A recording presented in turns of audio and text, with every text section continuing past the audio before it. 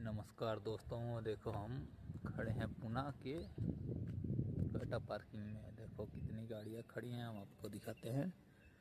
यह है TCI, वो समरेक्स, अग्रवाल, सोमिया, मेहराब।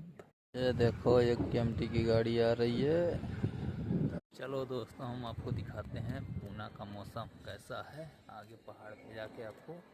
तो दोस्तों, ये पुणे का मौसम है और हम लोग की गाड़ी वो खड़ी हैं सारी। बाकी ये देखो, ये पुणे का मौसम, नया फैक्ट्री बन